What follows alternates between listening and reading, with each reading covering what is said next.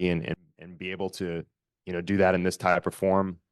I didn't want to put out a statement or,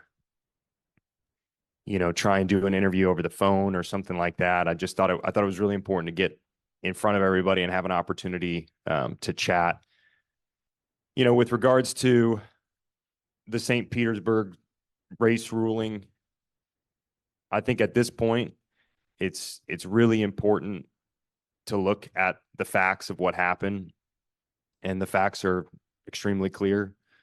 There's no doubt that we were in breach of the rules at St. Petersburg. I used push to pass at an unauthorized time twice on 2 different restarts. And there's really nothing else to it other than that those are the rules, and we did not adhere to them. I think it's, for me, what's really important about that too is, there's only one person sitting in the car. It's just me. And so that responsibility and the use of the push to pass in the correct manner falls completely on me. It is my responsibility to know the rules and the regulations at all points and to make sure that I get that right. And with that regard, I failed my team miserably. It's like a complete failure from my side to get that right. It's my job as the leader of the 2-car to not make mistakes like that. You cannot make a mistake at this level in that situation. There's no room for it. There's no room for that type of mistake anywhere, or certainly not at the top level of motorsports. And I don't want to hide from that. It's, for me, it's an embarrassing situation to have to go through, to see what's transpired. It's demoralizing in a lot of ways. And, there's nothing that I can say that changes, the fact of what happened. I mean, it's pretty clear. So, that's why I say I think the facts are most important right now. I think that's what really matters. I also think the truth is important. And I think that there can be space for both of those things. So, if there's anything that I wanted to come say too, I want to deeply apologize to our fans, our partners, my teammates, the competitors that I race against, anybody that's in our community. I've worked my entire career to hold myself to an incredibly high standard. And, clearly I've fallen very short of that in this respect. And, once again, I mean, I can't overstate. It's a difficult thing to wrestle with. It's very, it's a very embarrassing process to go through.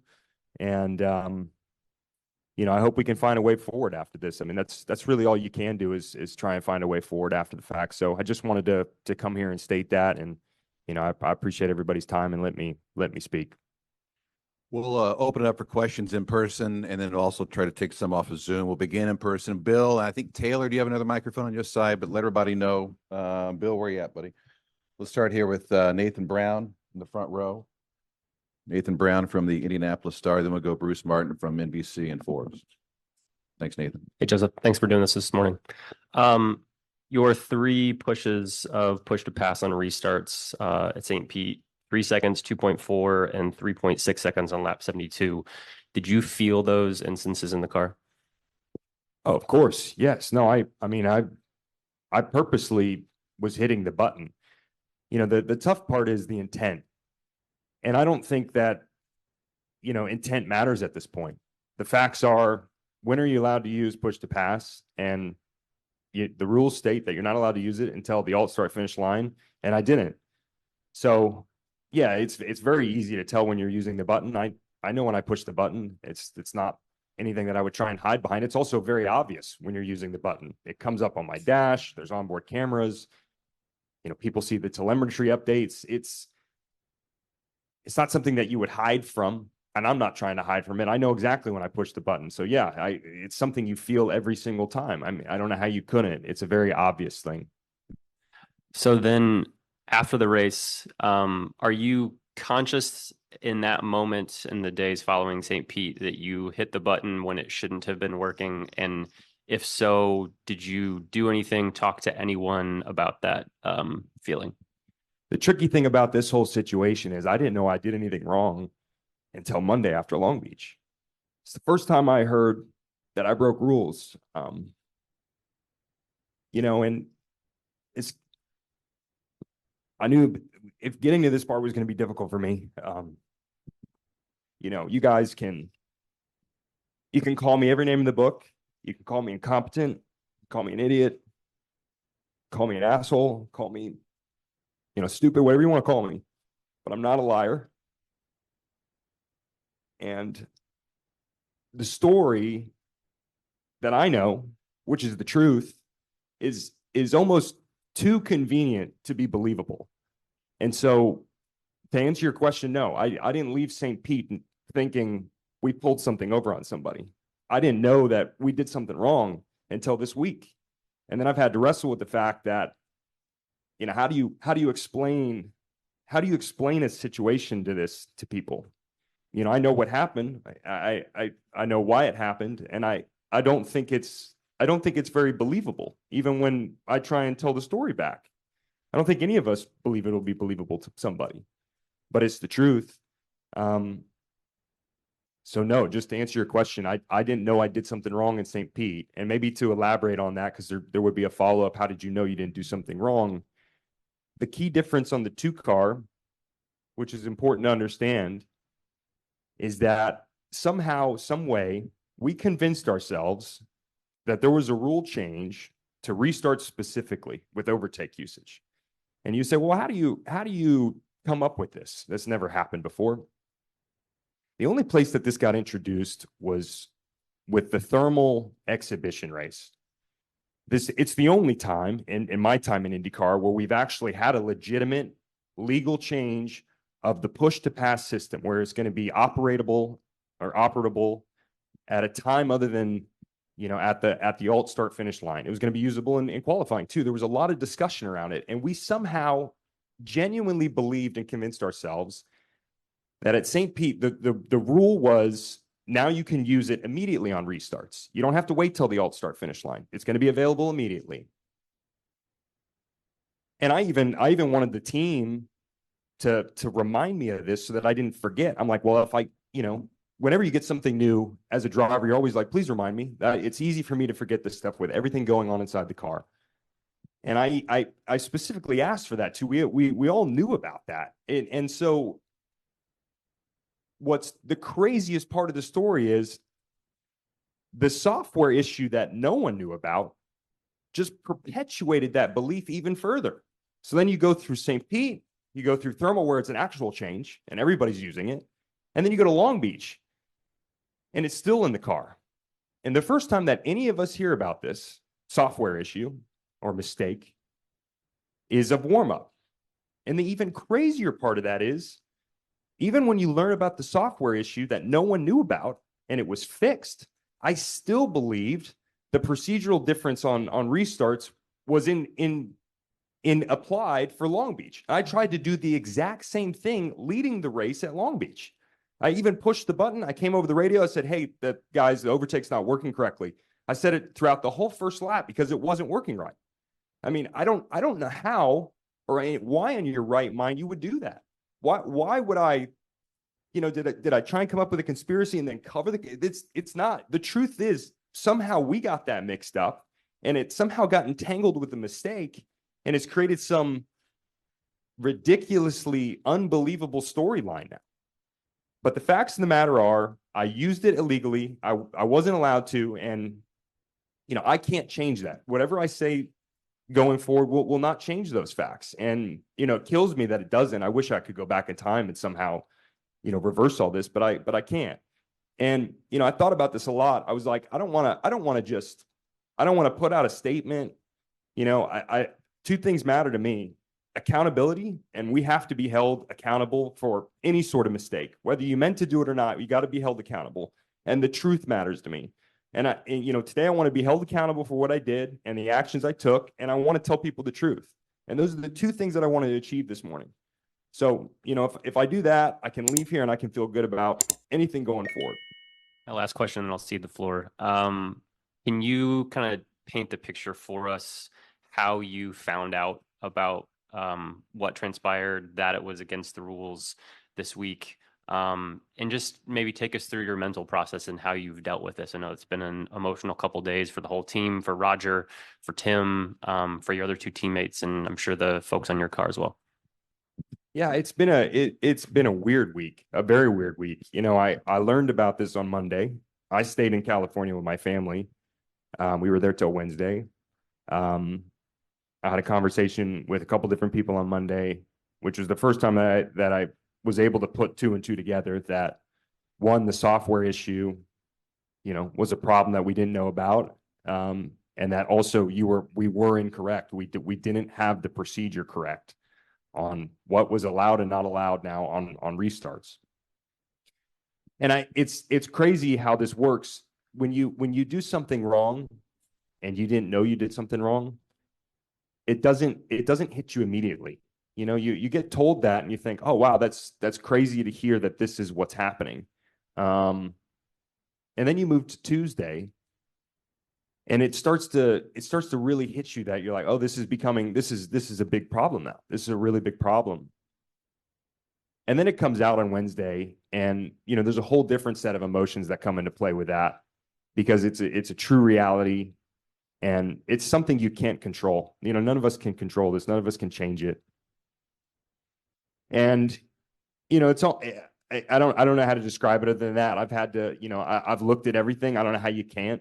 You know, I know what's been said. I know how people feel, and you just have to. I mean, what are you going to do? What are you going to do? You just have to live with it. Bruce? Joseph, how have you worked through this mentally and emotionally to be able to deal with just the devastation that comes with this announcement? Well, I feel better now. I did think about this. I didn't have anything prepared today, and I didn't want to have it prepared. I didn't want to rehearse anything. Of course, I've thought about it. How could you not? I've been thinking about this nonstop for 48 hours. You know, I woke up at 3 a.m. this morning. I couldn't fall back asleep. I was like, man, I got to be rested to go speak to these guys. And you know, I just wanted to. The truth is easy. It's so easy to just tell the truth, and I wanted to do that today. And I've left a little bit of room for this weekend. I've tried to like study and do my normal deal, so I'm hoping I'm going to be ready to go. And also, the month of May is supposed to be a very joyous month for you as the defending winner of the Indianapolis 500. In some ways, how do you keep this from affecting some of that joy that you were going to have returning to the Speedway? Well, I'm still happy. I mean, look, I got the best job in the world, and I'm excited. I'm still excited. You know, I'm excited for this weekend. It should be good. Joey? Obviously, this has created a ripple through the paddock. How do you earn the trust back of your competitors? I don't know. I don't know how you do that. It's important to state, and I think it's the truth. I don't know that anybody is going to believe what I've told you here today, and that's okay. I mean, I think it's a crazy set of circumstances to try and, you know, just reason with. It's certainly not going to come from words. You know, I mean, it's just going to take, you know, repetitive action. So that's all you can do is just repetitive action, and hopefully, you know, I can stand on that in the future. So, you know, however long it takes or how many years, if I'm given the time, I'll just try and earn it through action. Patrick? At St. Petersburg, when you were getting on the button, again, with you misunderstanding the procedure, et cetera, did you presume everybody else was also using it, or did you think you had a competitive advantage? Yeah, I mean, we all use it differently at different times. I didn't know what everybody else was doing, but you know, if this is a procedure change, the one thing you don't want to do is not be on top of that. You know, because if someone else is using it, then you are at a disadvantage to not use it yourself. So I assumed, yeah, people would be using it. I mean, why wouldn't they? You know, especially in those type of situations, you want to make sure you're covering it. If you have a good jump, you wouldn't use it. If you have a bad jump, you are going to use it. You know, these are the things you think about. And I would have assumed that everyone would have been, you know, under that same operating style, if you will. You got to follow? Go ahead. We have another roughly 10 minutes or so just to. And this is probably not your job. in the data, looking at the data after the race, were you surprised that Will didn't use it in those situations and that Scott used it sparingly, or did you guys have a conversation? I that's not data that you, just to be really clear for everyone here, that's not data that you look at after the race. I don't look at, well, first off, I didn't review any of that stuff after the race. I mean, it was a good weekend. I did my notes. I watched the race back. I didn't assume anything was off or anything was different. You know, I mean, there's a reason that Will didn't use it. The only person in car that was under belief that there was a rule change was the 2 car. You know, there's a reason Scott only used it 1.9 seconds too. I mean, he truly is just hitting it out of habit, which does happen. That's also true. I mean, I think I hit the thing 29 times is what's the stat that Tim said? That's all true data. I mean, I've used it like, it's not like, oh, you know, we've also had jokes where you're like, oh, the overtake button, you know, just hit it and maybe it'll work. You know, that's also a true joke that's been stated, but out of habit, it's not unusual for people to hit it before it's activated. I mean, it's very easy to do. I mean, typically that happens right before the start finish line. Maybe you hit it early, right? And you get a denied press and you have to hit it again. That's the most typical case for it. So it's not unusual for someone to just hit it accidentally or hit it out of habit. I mean, there should be, that was my first question this week. It was my very first question. I said, okay, let's go back to the side, because I didn't link these things, right? Like at all. On Sunday morning of Long Beach, I just assumed, I was like, oh, well, we had an issue. I'm learning about this an hour before the race. Okay. No one panicked. There was no deep dive into this. No, I still didn't know that there was anything amiss, certainly not from St. Pete. So, you know, we fix all that, we go through the race. When I learned there was a real issue here, I go, how is this possible? Like who safeguards this stuff?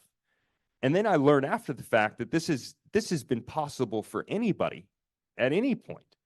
So it's also not complex. It's very simple. If you break down exactly what happened, it's extremely simple what happened. And anybody could, it kind of baffled me that anybody could have done that.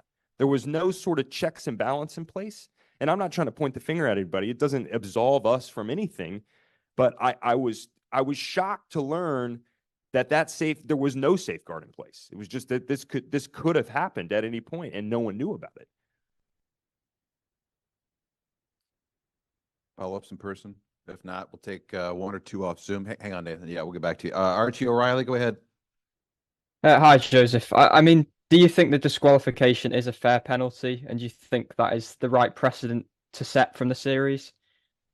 Yes, absolutely. You know, one thing I didn't state, which was important for me to also say, is I do believe the integrity of the series is absolutely paramount. You know, the series has to hold everybody accountable, regardless of the circumstance, regardless of the intent.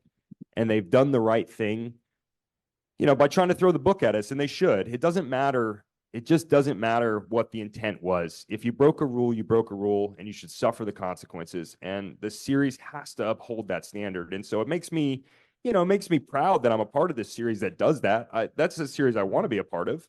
So I think the penalty's fair. It's, you know, it's crushing. I mean, you know, I'm going to look back on it too and say, well, I don't want that win on my books either. I don't want it. I'm glad they're taking it away. If it was tainted, then I don't want to be near it. And unfortunately it is, you know, I can't reverse that in time, and it's good what's happened. I'm really pleased by it.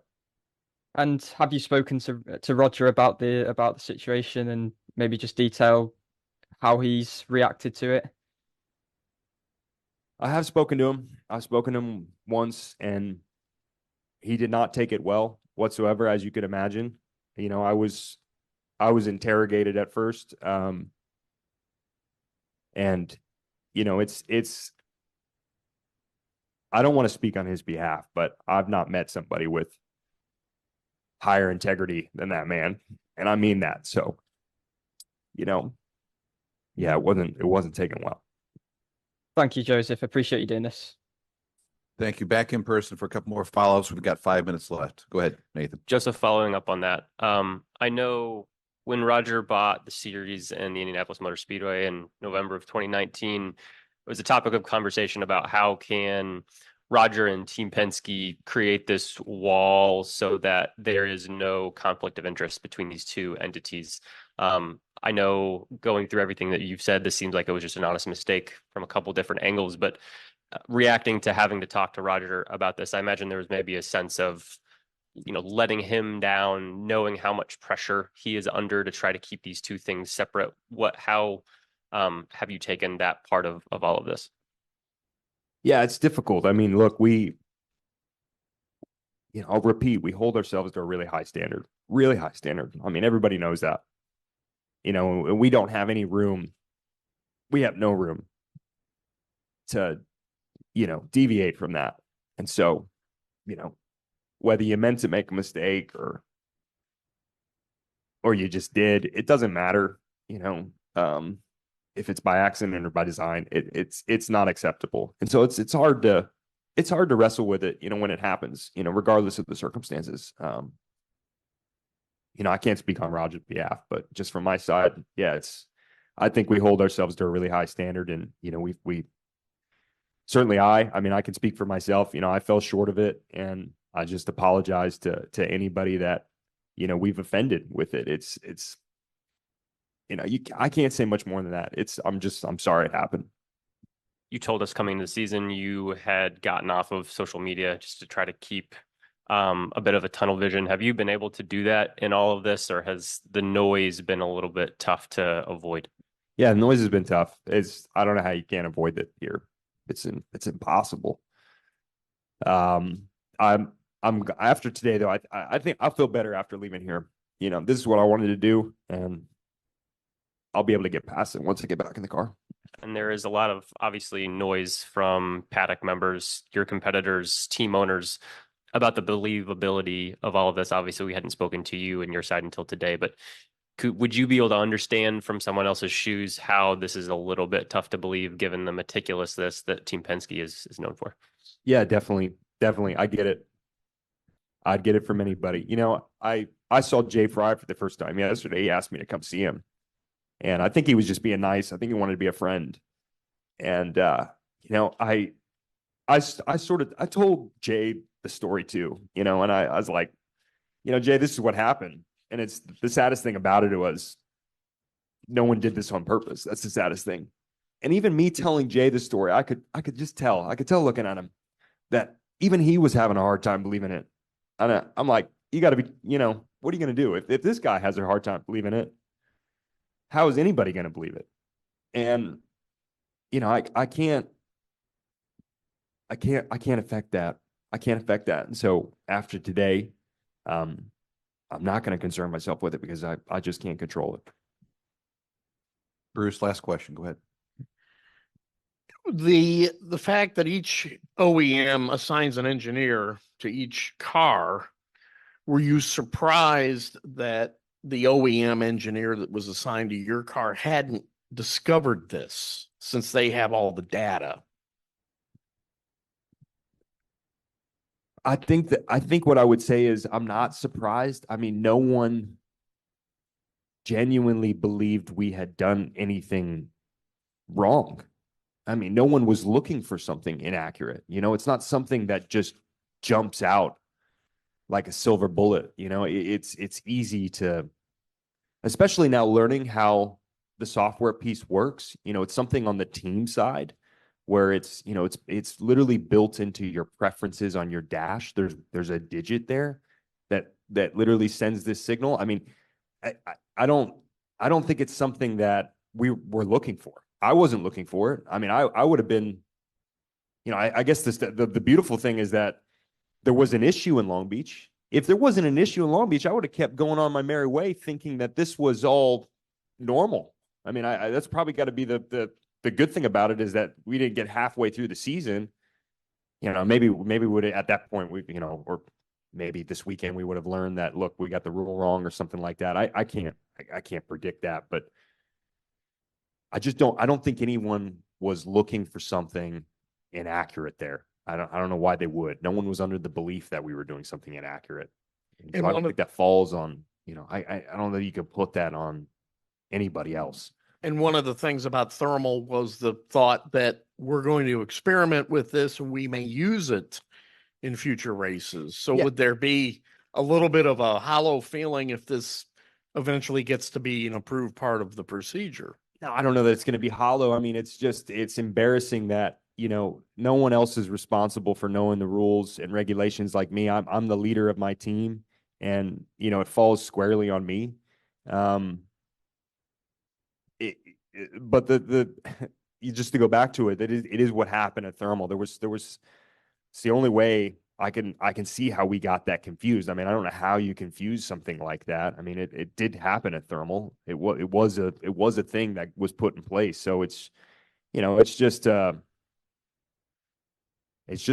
embarrassing. It's an embarrassing thing to get wrong. We're going to leave it there. Joseph, thank you for your time today, and good luck. Si quieres conocer todo el trasfondo de esto que está sucediendo, te invito a ver este video de aquí. También por aquí abajo te dejo otro video muy interesante y no olvides dejar el me gusta, suscribirte y activar la campanita porque más tarde se viene más contenido. Yo soy Ulter y hasta la próxima.